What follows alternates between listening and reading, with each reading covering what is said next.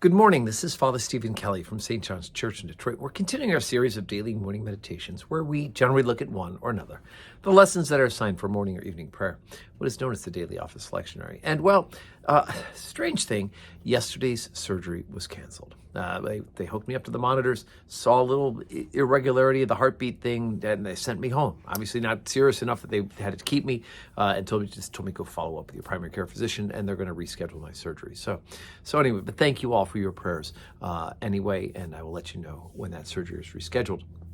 I thought for this morning's morning meditation, we'd take a look at the lesson that's assigned from St. Paul's first letter to the Corinthians. We're in the first chapter, beginning at verse 18. For the preaching of the cross is to them that perish foolishness, but unto us that are saved, it is the power of God. For it is written, I will destroy the wisdom of the wise, and will bring to nothing the understanding of the prudent. Where is the wise? Where is the scribe? Where is the disputer of the world? Hath not God made foolish the wisdom of the world?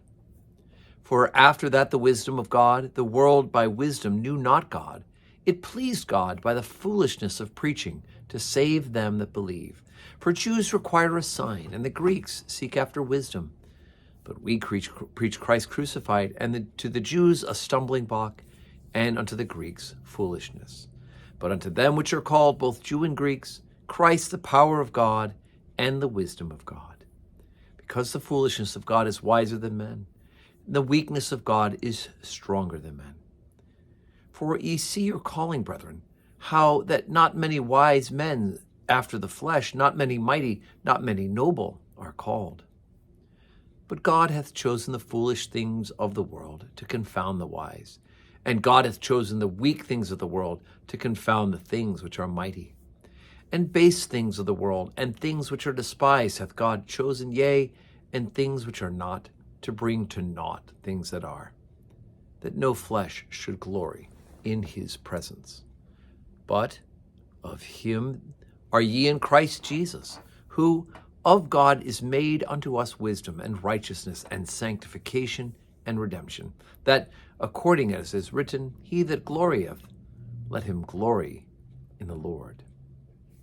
Okay, so Paul here, it's interesting. He's pointing out that this message, this gospel of Jesus Christ, is one which is going to seem really strange to those who have no heart and desire to follow the Lord.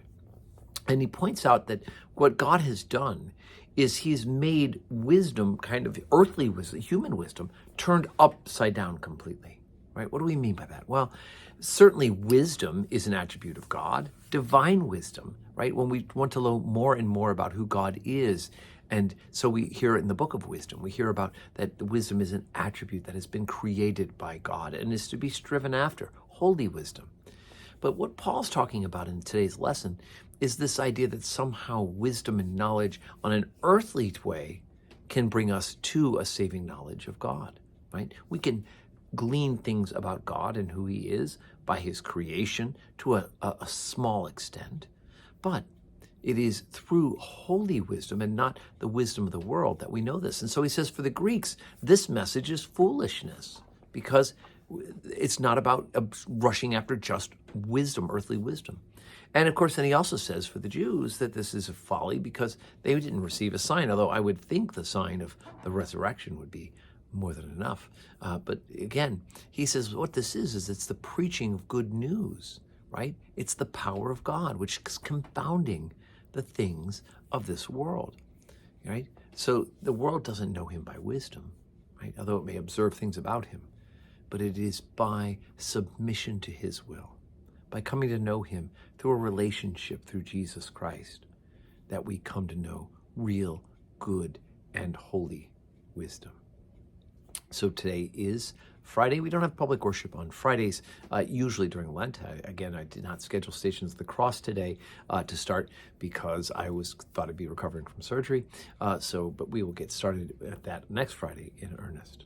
But today, be sure that you're saying your prayers, that you glorify God in how you live, and God willing, on Sunday, we'll see you in church.